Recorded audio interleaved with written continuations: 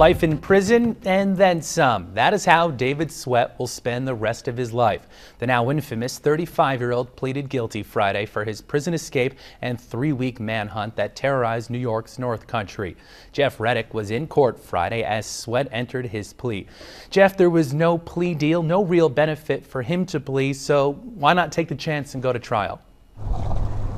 His defense attorney says Sweat was ready to accept responsibility, Matt, but also Sweat is facing at least 7 years in solitary confinement in prison because of all this. So it's certainly plausible that he's hoping for leniency as well. But either way, David Sweat will spend the rest of his life behind bars, a fate that DA Andrew Wiley, says is not enough.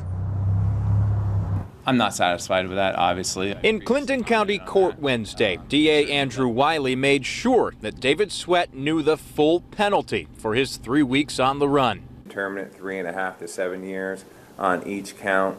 But for a dangerous man already imprisoned for life without chance of parole, Wiley says another simple prison term is not enough. We don't have a death penalty in New York State. What are you going to do with somebody that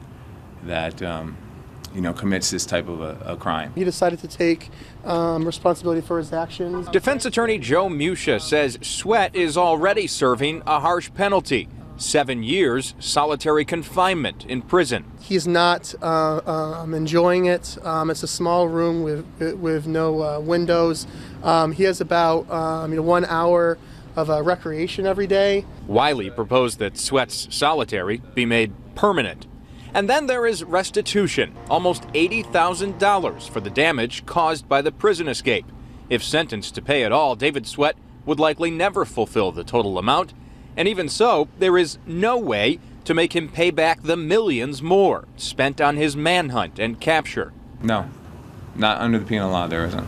Some 4.5 months since the prison escape ended, there is no real benefit for anyone. Taxpayers are still out millions of dollars. Sweat still locked up. But at least life in Clinton County, according to Andrew Wiley, has somewhat returned to normal. Everybody's been very grateful and supportive of our work in this case from day one, and to me that means a lot. David Sweat will be sentenced here on February 3rd, after which we may never see him again.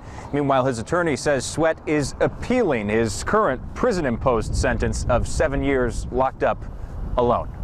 Matt? Thank you, Jeff. That is our Jeff Reddick reporting for us in Plattsburgh.